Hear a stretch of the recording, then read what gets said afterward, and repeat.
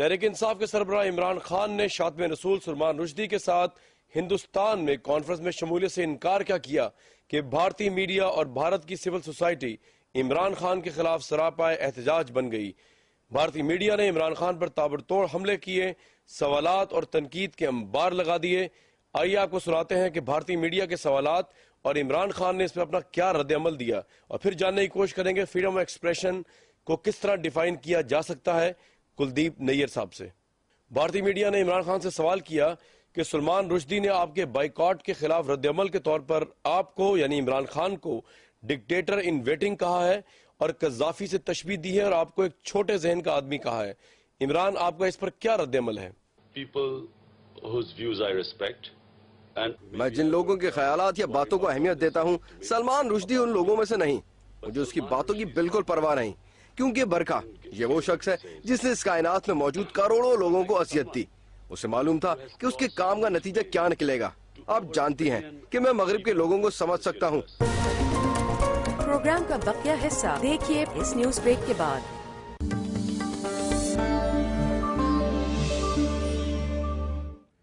Rental power plant corruption case کے سلسلے میں ایک اہم اپڈیٹ سے آپ کو آگاہ کر دیں۔ نیب نے سپریم کورٹ کے احکامات پر رینٹل پاور پلانٹ کیس میں 3 سابق وفاقی وزراء اور 5 سابق سیکرٹریز پانی اور بجلی اور پیپکو کے 6 سابق سربراہوں کے نام ECL یعنی ایگزٹ کنٹرول لسٹ پر ڈال دیے ہیں۔ آپ کو ایک بار پھر ایک اپڈیٹ دیتے چلیں۔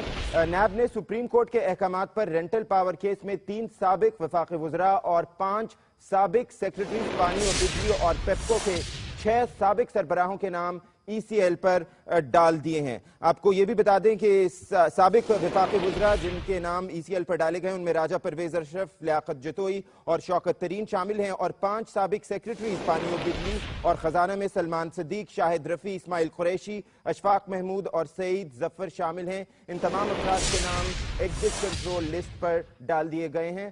اور نیب نے سپریم کورٹ کے احکامات پر رینٹل پاور کیس میں 3 سابق وفاقی وزراء اور 5 سابق سیکرٹریز پانی اور بجلی اور پیپکو کے 6 سابق سربراہوں کے نام ECL پر ڈال دیے ہیں۔ دیکھتے رہیے ایکسپریس نیوز۔ دیکھیے پروگرام کا بقیہ حصہ۔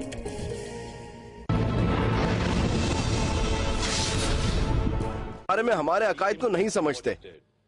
مغرب کا رویہ مذہب کی طرف بالکل مختلف ہے، مگر مسلمان اپنے مذہب کے لیے جیتے ہیں۔ سلمان رشدی کو رسول پاک اور قرآن پاک سے متعلق مسلمانوں کے رد عمل کا پتہ ہونا چاہیے تھا، کیونکہ وہ ایک مسلم گھرانے میں پلا بڑا تھا۔ اس نے ایک کتاب لکھی اور ہمیں بے حد دکھ دیا، اس لیے کوئی وجہ ہو ہی نہیں سکتی تھی کہ میں اس کے ساتھ بیٹھ سکوں۔ وہ میرے بارے میں کچھ بھی کہے مجھے فرق نہیں پڑتا۔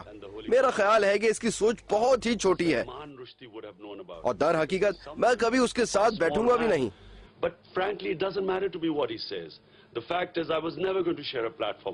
عمران خان سے یہ سوال بھی پوچھا گیا کہ جب رشدی آپ کو کرنل قذافی کی بہتر شکل کہتا ہے تو آپ اس بات پر ہنستے ہیں یا اس بات کی آپ کو کوئی پرواہ ہی نہیں؟ I do not care. It's a question of a mind over matter. If I don't mind, he doesn't matter. Imran Khan سے یہ سوال بھی کیا گیا کہ جب سلمان رشدی کو آپ ہٹ بیک کرتے ہیں تو یہاں کے لوگ، خاص طور پر لبرل لوگ، یہ سوال کرتے ہیں کہ سلمان رشدی کی کتابوں سے تو نفرت کی جا سکتی ہے، آپ اس سے غیر متفق بھی ہو سکتے ہیں، لیکن سلمان رشدی کی کتابوں اور اس کی بات چیت پر پابندی کا مطالبہ کرنا یا اس کے ساتھ بیٹھنے سے انکار کرنا ایک انتہا پسندی ہے جو لبرلزم کے خلاف ہے۔ اس پر آپ کا کیا رد عمل ہے؟ Look at the Jews. For them, the برکھا، یہودیوں کو دیکھیں، ان کے لیے ہولوکاسٹ بہت دردناک بات تھی۔ کچھ ممالک میں ہولوکاسٹ سے متعلق سوال کرنے کا مطلب ہے کہ آپ جیل جا رہے ہیں۔ ایک پروفیسر ایرنگ ہولوکاسٹ پر سوال کرنے کی وجہ سے آسٹریا کی ایک جیل میں ہے۔ مذاق کی بجائے اگر آپ ہولوکاسٹ پر سوال بھی کریں گے تو یہودی برداشت نہیں کریں گے، اور میں یہودیوں سے اس بات پر متفق ہوں کیونکہ یہ ان کے لیے دردناک بات ہے۔ اس لیے لوگوں کو اس موضوع پر بات نہیں کرنی چاہیے۔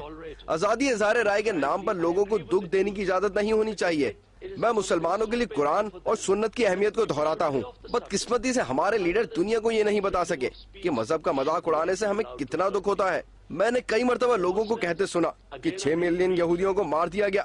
اس بات سے یہودیوں کو تکلیف ہوتی ہے، اور وہ آزادی اظہار کے نام پر کسی کو اس پر بات کرنے یا سوال کرنے کی اجازت نہیں دیتے. لیکن اس بات کا تعین کون کرے گا کہ مسلمانوں کو کیا چیز تکلیف دیتی ہے؟ کیا کوئی دوسرا اس بات کا تعین کرے گا کہ بطور مسلمان میری لیے تکلیف دہ بات کیا ہوگی؟ چاہے مسلمانوں میں سروے کروا لیں، جو بھی قرآن یا نبی پاک کی شان میں گستاخی کرے گا اس کا فوری رد عمل سامنے آئے گا، کیونکہ یہ ہمارا نظریہ حیات ہے. نبی پاک اور قرآن کی تعلیمات ہی ہمارے لیے مقصد حیات ہے. جب کوئی ان کو نشانہ بنائے گا تو ہمیں تکلیف ہوگی. وہ بات کرنی ہی نہیں چاہیے جو انسانیت کے اتنے بڑے طبقے کو تکلیف دے. لوگوں کو یہ حق نہیں ہونا چاہیے کہ اظہار رائے کے حق کے نام پر انسانیت کو اذیت دیں، کیونکہ انسانی طبقے میں بعض شرائط پر ہی رہا جا سکتا ہے. میں دہراتا ہوں، بعض شرائط پر. دوسرے لوگوں کو انسانیت سے متعلق حساس موضوعات کا خیال رکھنا چاہیے. Other people should respect the sensibilities, the sensitivities of human beings. Imran Khan صاحب سے یہ سوال بھی کیا گیا کہ اگر آپ کا سارا آرگومنٹ مذہب کی بنیاد پر ہے تو مذہبی لحاظ سے تو بہت سی چیزوں پر پابندی ہے. فار ایگزامپل جو تعریف عمران صاحب آپ نے فریڈم آف ایکسپریشن کی ہے اس لحاظ سے تو پھر دنیا کے بہترین آرٹ اور دنیا کے بہترین لٹریچر پر بھی مذہبی پابندی لگائی جا سکتی ہے، کیونکہ وہ مذہبی لحاظ سے بہت سے لوگوں کے لیے حرام ہے. تو عمران صاحب آپ پھر کس طرح فریڈم آف ایکسپریشن کو ڈیفائن کریں گے؟ اس پر عمران نے کہا It's a huge field. Religion is a huge field.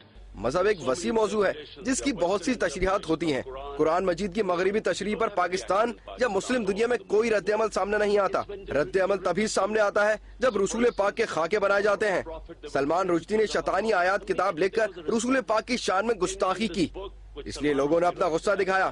دیکھیں، اس کتاب کو کسی بھی صورت تشریح نہیں کہا جا سکتا.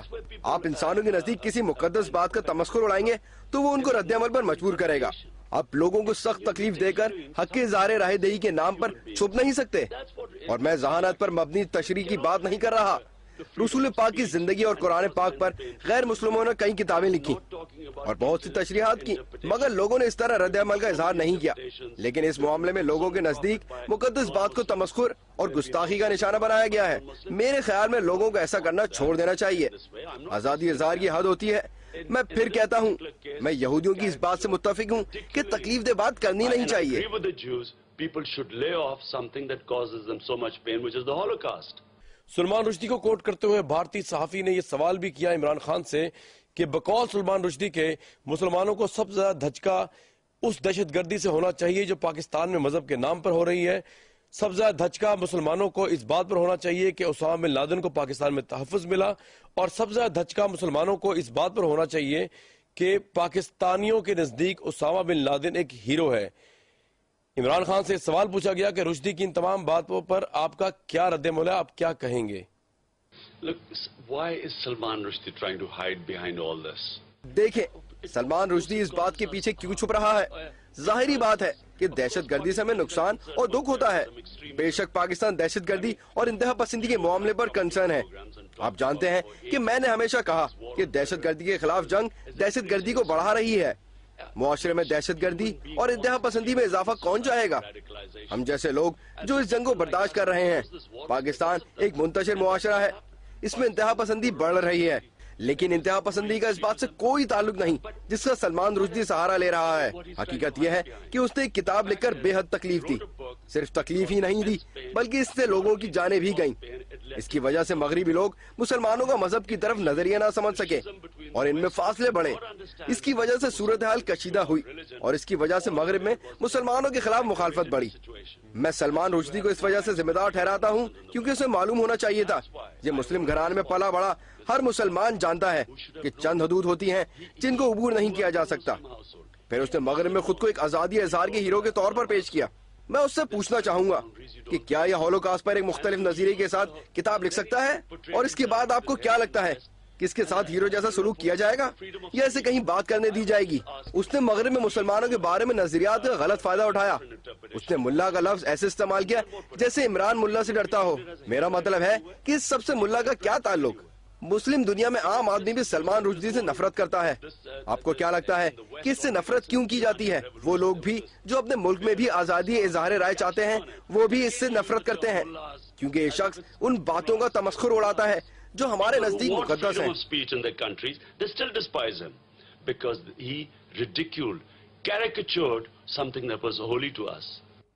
عمران خان سے بھارتی میڈیا نے یہ سوال بھی کیا کہ آپ کا رشدی کے ساتھ نہ بیٹھنے کا فیصلہ آپ کو دنیا میں، پاکستان میں، ہندوستان میں ایک انتہا پسند لیڈر کے طور پر پیش کرتا ہے۔ آپ پر یہ تنقید بھی ہے کہ آپ لشکر طیبہ جیسے دہشت گرد گروپوں اور حافظ سعید جیسے لوگوں کے ساتھ پھرتے ہیں جو ہندوستان کے خلاف نفرت اور دہشت گردی میں ملوث ہیں۔ Listen, if there's anyone who's a radical, it's Salman Rushdie. سنیے، کوئی سلمان رشدی جیسا ریڈیکل نہیں ہے، باقی دکھ دیتے ہیں، اس نے بہت زیادہ اذیت دی ہے، یہ ایک لحاظ سے پاگل شخص ہے۔ کوئی شخص آزادی رائے کے نام پر اس حد تک نہیں جا سکتا جس حد تک یہ گیا۔ میں اسلام کے بارے میں اس کے متضاد بیانات پر بات نہیں کرنا چاہتا، میں اس کی باتوں پر زیادہ وقت ضائع نہیں کرنا چاہتا، مگر میں اپنے بارے میں ایک بات کہنا چاہوں گا۔ اس کا کہنا ہے کہ میں ملا کی طرف جھک رہا ہوں۔ اس کا میرے لیے ڈکٹیٹر کا لفظ استعمال کرنا، یہ سب کچھ کہنے کا اختیار اس کو کس نے دیا؟ میں نہیں جانتا وہ یہ سب کیوں کر رہا ہے۔ کچھ باتیں جو میرے سننے میں آئیں ان کا جواب دینا بہت مذاق خیز ہوگا، مجھے معلوم نہیں کہ ان کا جواب کیسے دیا جائے۔ Are just too ridiculous to answer. I don't know how to answer them. Imran Khan سے یہ سوال بھی پوچھا گیا کہ اگرچہ آپ سلمان رشدی کو برا بھلا کہتے ہیں لیکن اس سے بڑھ کر لبرلز آپ پر یہ کرٹیسائز کرتے ہیں کہ آپ خود لبرلز کو برا بھلا کہتے ہیں، پاکستان کے لبرلز کو برا بھلا کہتے ہیں، اور یہ بہت سے لوگوں نے آپ کے منہ سے سنا ہے، لوگ اس کے گواہ ہیں۔ آپ پاکستان کے لبرلز کے متعلق کرٹیکل ہیں، آپ کی جو پولیٹکس ہے اس میں جماعت الدعوہ جیسے لوگوں کے ساتھ آپ کا الائنس شامل ہے جس کو ہندوستان میں ٹیررسٹ کہا جاتا ہے۔ بہت سے ہندوستان یہ جاننا چاہتے ہیں کہ عمران خان اصل میں کیا ہے، ایک لبرل پولیٹیشین یا ایک ریڈیکل ملا؟ اس پہ عمران خان نے کہا I have to do politics in Pakistan. What is a دیکھیں، مجھے پاکستان میں سیاست کرنی ہے، جو کوئی بھی پاکستان میں کسی بھی گروپ میں ہے، ایک سیاستدان کو اس سے بات کرنی چاہیے، اس لیے کہ آپ کو امید ہوتی ہے کہ آپ ان کو اصل معاملے پر لا سکتے ہیں۔ میں نے آپ کو بلوچستان کی مثال دی تھی۔ بلوچستان میں تمام قومی جماعتوں نے 2008 میں ہمارے ساتھ انتخابات کا بائیکاٹ کیا، اس سے یہ ہوا کہ وہ تنہا ہو گئے، دوسرے لوگ بلوچستان کی اسمبلیوں میں آ گئے، تنہا ہونے سے وہ بغاوت پر اتر آئے۔ وہ جماعتیں جو بلوچستان کے حقوق مانگ رہی تھیں انہوں نے آج بندوق اٹھا لی ہے اور آزاد بلوچستان کا مطالبہ پکڑ لیا ہے۔ اگر ان کو اسمبلی میں لایا جاتا اور ان سے بات کی جاتی تو وہ بغاوت نہ کرتے۔ ہر ملک میں یہی ہوتا ہے، گروہوں کو تنہا کرنے کا مطلب ان کو بغاوت پر اکسانا ہے، اور پھر وہی لوگ ملک میں گڑبڑ کرتے ہیں۔